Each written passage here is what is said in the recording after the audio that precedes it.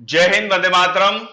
मैं Sandeep Bansal current affairs 100 पर आपका बहुत बहुत स्वागत करता हूं। आज का टॉपिक है सरोगेसी। सरोगेसी क्या है, क्यों दोबारा से ये चर्चा में है, क्या रिसेंटली सरोगेसी जो एक्ट पास किया गया था उसके प्रोविजंस थे और उनको लेकर क्यों, क्या कंसर्न्स आए हैं सामने, रिसेंटली ये चर्चा में क्यों है, इसके बारे में जानेंगे। तो सबसे पहले देख लेते हैं कि क्या हुआ है, मतलब चर्चा में क्यों है। तो दिल्ली हाई कोर्ट में दो अलग अलग लोगों ने, पहला एक 31 वर्षीय महिला है और दूसरा जो है 32 वर्ष के एक पुरुष हैं, उनके द्वारा दिल्ली हाई कोर्ट में प्ली दाखिल की गई है जिसमें कहा गया है कि उनको, जो मेन कंसर्न है उसमें यह कहा गया है कि क्यों एक मैरिटल स्टेटस के कोई सिंगल है या मैरिड है, उसकी एज या उसका जेंडर क्यों डिसाइड करता है, क्यों प्रोहिबिट करता है किसी को सरोगेसी कमीशन करने के लिए। अब सबसे पहले सवाल उठता है कि सरोगेसी है क्या। चलिए ये देखते हैं सबसे पहले सरोगेसी क्या है, सरोगेसी की टाइप्स क्या हैं, क्या लिखा गया है एक्ट में, उसको लेकर क्या कंसर्न है। ठीक है जी। चलिए, तो ये लास्ट ईयर एक मूवी आई थी मिमी।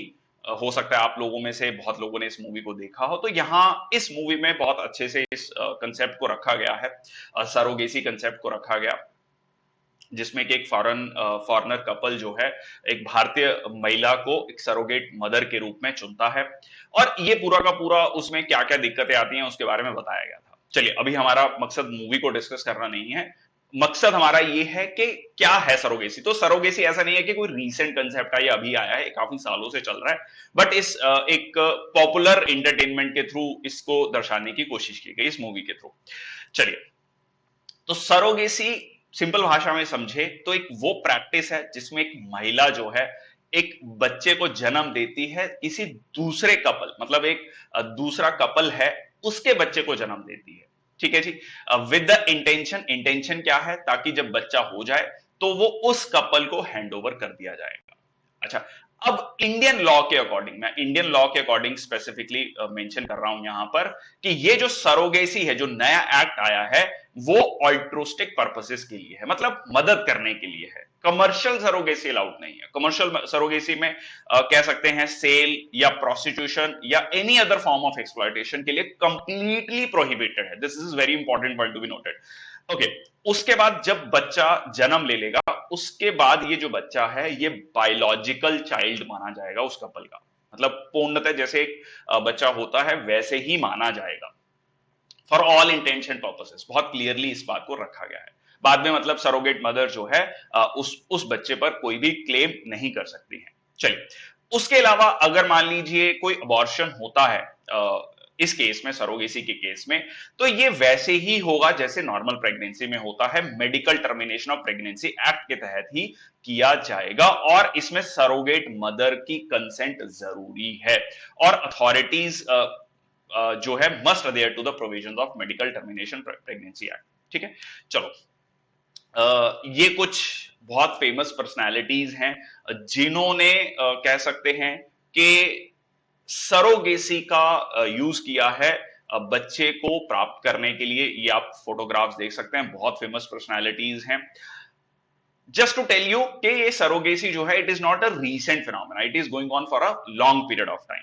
चलिए, तो अभी रीसेंट इसका अगर मैं प्रोसेस समझता हूं तो सबसे पहले ड्यू डिलिजेंट रिसर्च होती है। आप एक सरोगेसी सेंटर में विजिट किया जाता है इंटेंडिंग कपल के द्वारा, लीगल डॉक्यूमेंट्स को साइन किया जाता है, एग्स एंड स्पर्म्स जो दिए जाते हैं, उसके बाद फर्टिलाइजेशन होता है, एम्ब्रियोज को ट्रांसफर किया जाता है सरोगेट मदर में। ये जो जो पूरा प्रोसेस है, फिर प्रेगनेंसी को कंफर्म किया गया, रेगुलेट किया गया, बेबी डिलीवर हुआ और हैंड ओवर कर दिया गया इंटेंडिंग कपल को। यहां पर पूरा का पूरा एक कॉन्ट्रैक्ट खत्म हो जाता है। चलिए, तो ये एक हमने समझ लिया। उसके अलावा टाइप्स ऑफ सरोगेसी, सरोगेसी भी फर्दर टू टाइप्स की है। देखिए, पहली क्या है, ट्रेडिशनल सरोगेसी। ट्रेडिशनल सरोगेसी में क्या होता है कि जो इंटेंडेड पेरेंट्स हैं, उस केस में आप ये कह सकते हैं कि जो हस्बैंड है या कह लीजिए जो मेल पार्टनर है, वो अपने स्पर्म को जो है डोनेट करते हैं या देते हैं सरोगेट मदर। तो एग यहां पर सरोगेट मदर का होता है। ठीक है, यहां पर एग जो है सरोगेट मदर का होता है। बट जो जेस्टेशनल सरोगेसी है उसमें एग और स्पर्म ये दोनों ही इंटेंडेड पेरेंट्स का होता है। ठीक है, जो कपल जो चाह रहा है बच्चा, उनका ही होता है। बट जो कोख कह लीजिए या गर्भ कह लीजिए या वूम्ब कह लीजिए, वो सरोगेट मदर का होता है। ठीक है, तो इस तरीके से इसीलिए कई बार इसको वूम्ब ऑन रेंट भी कहा जाता है। हाँ जी, ये बिल्कुल थोड़ा सुनने में अजीब लगता है, बट एग्जैक्टली दिस इज, इसी तरीके से ये शब्द का प्रयोग किया जाता है, वूम्ब ऑन रेंट या कोख, किराए की कोख, इस तरीके का शब्द यूज किया जाता है। चलिए अब बात कर लेते हैं कि भारतीय लॉ के अकॉर्डिंग सरोगेसी को अवेल कौन कर सकता है, मतलब कौन इसका लाभ उठा सकता है। तो इसमें बहुत स्पेसिफिकली चीजें लिखी गई हैं, इसी को लेकर जो है केस दाखिल किया गया है, जो प्ली दाखिल की गई है, जो हमने पूरी की पूरी डिस्कशन स्टार्टिंग शुरू करी। चलिए, तो सबसे पहले आप देखेंगे कि couple need certificates of eligibility and essentiality. Authority से उनको एलिजिबिलिटी का और एसेंशियलिटी का सर्टिफिकेट चाहिए। अब देखो एलिजिबिलिटी, जैसे एलिजिबिलिटी क्राइटेरियाज होने चाहिए। क्या क्या एलिजिबिलिटी क्राइटेरियाज है? देखिए, कपल जो है मिनिमम 5 साल उनकी शादी को हो चुके होने चाहिए, मैरिड फॉर 5 इयर्स। वाइफ की जो एज है 23 टू 50 इयर्स होनी चाहिए, ठीक है, इसके बीच में ही होनी चाहिए। हस्बैंड की एज जो है 26 टू 55। तो आप यहां पर देख सकते हैं कि वैसे जो महिलाओं की एज है वो 18 से 21 तक बढ़ाने की बात चल रही है, बट अभी के लिए आप कह सकते हैं कि जब ये लॉ पास हुआ 18 प्लस 5, तो यहां पर आप देख सकते हैं इसीलिए 23, ठीक है, 21 प्लस 5 26। चलिए, so couple must not have any living child. Couple का कोई भी बच्चा नहीं होना चाहिए। जो पहली प्ली थी, जो महिला के 31 वर्ष है, उसके एक बच्चा है ऑलरेडी, तो यहां पर क्या कहा गया कि कोई भी बच्चा नहीं होना, मतलब 5 साल शादी को हो गए पर कोई भी बच्चा नहीं है। वो बच्चा कोई भी, मतलब बायोलॉजिकल बच्चा नहीं होना चाहिए, अडॉप्टेड या सरोगेट, कोई भी बच्चा नहीं होना चाहिए, ये क्लियर लिखा गया है। ओके, अच्छा, इसमें एक एग्जेम्पशन दी गई है कि अगर बच्चे को किसी भी तरीके की मेंटल या फिजिकल डिसेबिलिटी है और one suffering from life threatening disorder और इलनेस, कुछ इस तरीके की घातक बीमारी से जो बच्चा जूझ रहा है, तो इस केस में जो है उसको एग्जेम्प्ट किया गया है। ये एक क्राइटेरिया है। ओके, उसके बाद अब बात कर लेते हैं single women.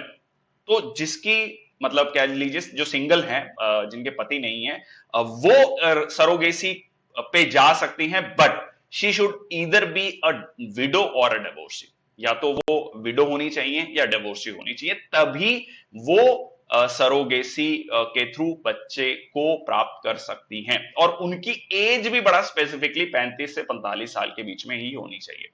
Okay, single man are not eligible. जो दूसरी एप्लीकेशन हमने डिस्कस की, जो 32 वर्षीय एक पुरुष हैं, उनको, जो कि सिंगल हैं, उनको सरोगेसी अलाउड नहीं है। जैसे हमने देखा, उन्होंने भी प्ली डाली है।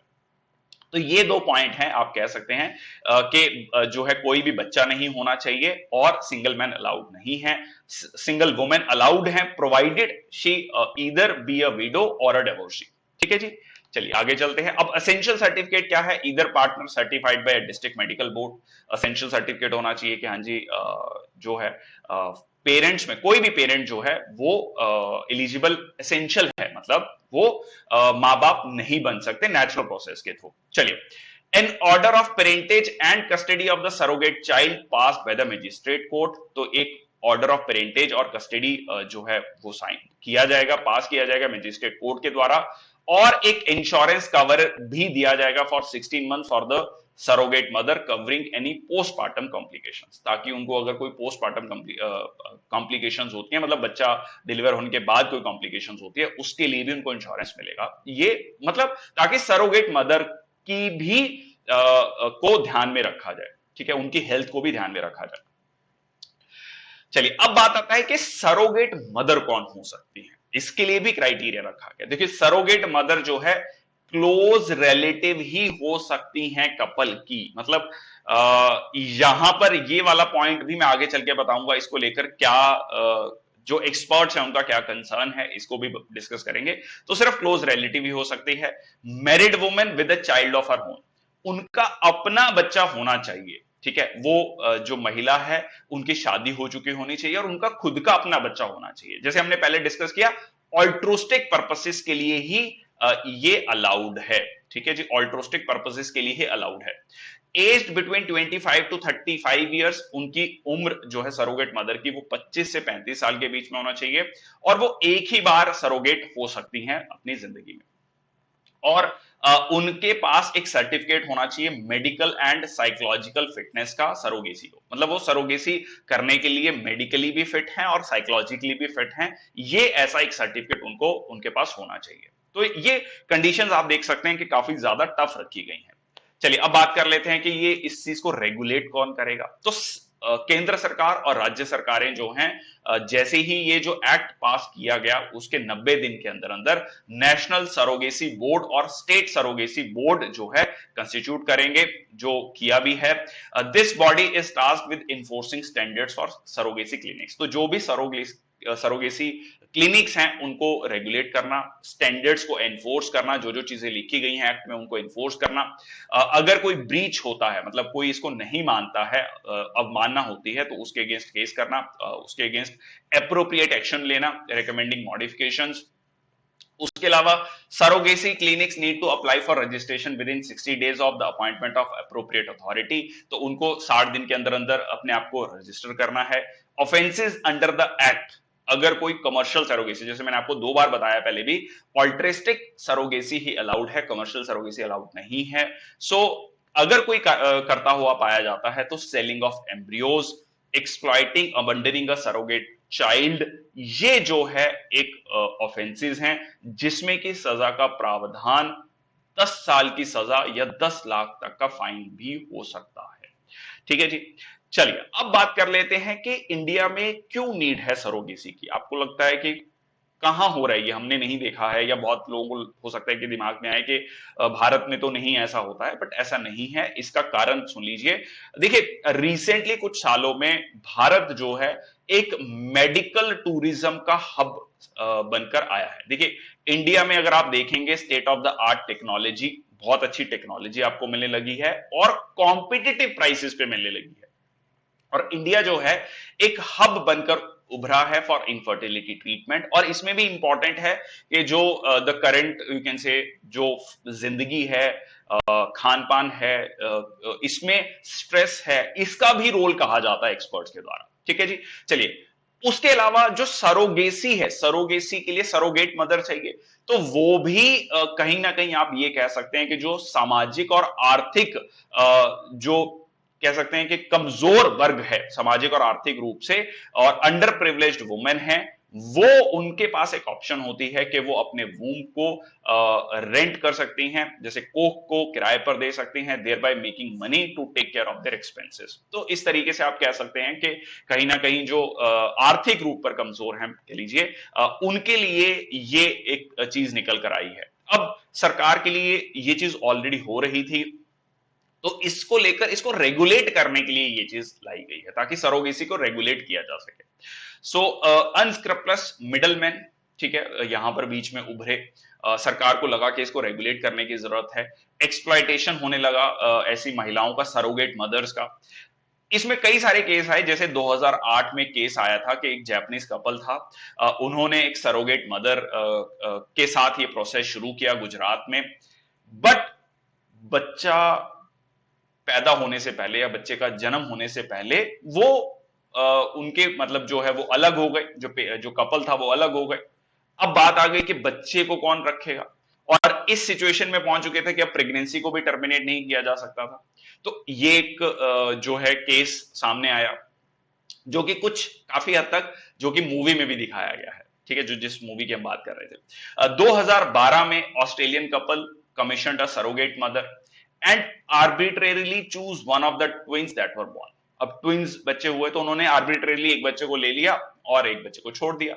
उस एक बच्चे का क्या होगा, ठीक है जी, कौन उसकी केयर करेगा। तो ये सारे के सारे इश्यूज सामने आए जिसकी वजह से ये जो एक्ट बनाने की जरूरत पड़ी। तो कह सकते हैं कि दोनों ही चीजें हैं। ठीक है, डिमांड एंड सप्लाई, अगर हम इकोनॉमिक टर्म्स में बात करें इस पर्टिकुलर सिचुएशन को, दो it's a very you can say very precarious situation, जहां पर सामाजिक और आर्थिक रूप पर हम बात कर सकते हैं कि ऐसी सिचुएशंस एग्जिस्ट करती हैं कि सरोगेसी एक्ट लाने की जरूरत पड़ी। अब आपके जहन में एक सवाल आएगा कि सरोगेसी अगर क्लोज रिलेटिव के थ्रू ही हो सकती है, तो how come these big celebrities have to did the surrogacy, क्या कोई क्लोज रिलेटिव इन्वॉल्व था? नहीं, ये सरोगेसी इस एक्ट के आने से पहले हो चुकी थी।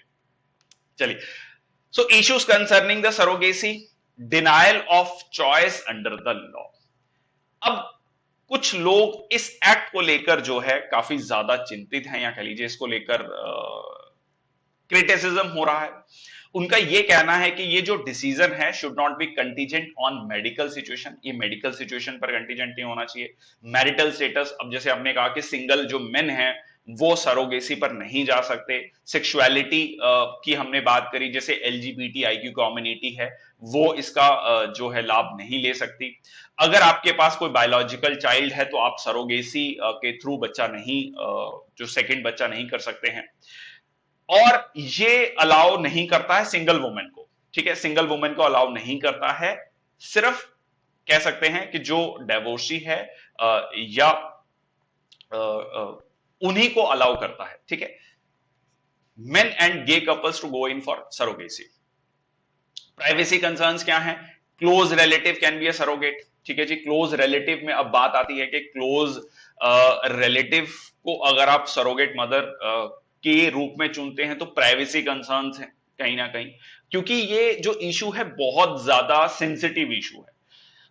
No couple wants to declare this thing, specially the concerns. अगर हम इंडियन सिचुएशन की बात करें तो यहां पर थोड़ा सा ये सिचुएशन जो है, अगर आप समझेंगे भारत की एक कंडीशन को समझेंगे तो वहां यहां पर ये प्राइवेसी कंसर्न्स को भी लेकर आता है, ठीक है जी। चलिए, what will happen to marriages, अच्छा ये भी एक इंपॉर्टेंट पॉइंट है। ये जनरली जो बुजुर्ग हैं उनका ये कहना है, या कह लीजिए जो ओल्ड थॉट के लोग हैं उनका ये भी कहना है कि क्या होगा मैरिजेस का अगर सरोगेसी के थ्रू ही बच्चा होने लगे। जैसा कि जैसे जो 32 वर्षीय लॉयर हैं दिल्ली में जिन्होंने कहा है कि ये जो सरोगेसी के थ्रू बच्चा होना चाहिए, तो उसमें उनकी जो ग्रैंड मदर है उन्होंने ये भी कहा है कि then what will happen to marriages. So ये भी एक कंसर्न है despite a similar stringent law. अब ये भी एक कंसर्न है कि लॉ तो आपने बना दिया, जैसे आपने PCPNDT एक्ट बना दिया, pre conception pre natal diagnostic test, but still child sex ratio is continuously decreasing, ठीक है। मतलब या फिर कह सकते हैं कि अभी भी इसका सही इंप्लीमेंटेशन नहीं हो पा रहा है ऑन ग्राउंड। इसी तरीके से अगर मैं बात करूं transplantation of human organs act, इसको लेकर भी कई एक्सपर्ट्स का जो कंसर्न है कि ये लॉ तो है जिसमें कि जो ऑर्गन्स हैं, जो ऑर्गन कॉमर्स है, ये अभी भी थ्राइव कर रहा है। कई बार आपने सुना होगा कि किडनी को निकाल लिया, ठीक है। इस तरीके की जो चीजें हैं, इस तरीके के कंसर्न्स हैं, ये अभी भी जारी हैं despite you have the act, ठीक है। एक्ट होने के बावजूद भी ये चीजें चल रही हैं। तो कुछ लोग ये कहना है कि सिर्फ एक्ट लाने से नहीं होगा, आपको ब्रॉडर उसको पिक्चर देनी पड़ेगी ताकि उसकी एक्सेप्टेबिलिटी हो। चलिए, तो ये था आज का लेक्चर। बहुत बहुत धन्यवाद। कैसा लगा ये session please comment section box में जरूर बताइएगा। Thank you very much. जय हिंद, वंदे मातरम। अगर अच्छा लगा तो please do like, subscribe and share current affairs 100। Thank you, take care. जय हिंद, वंदे मातरम।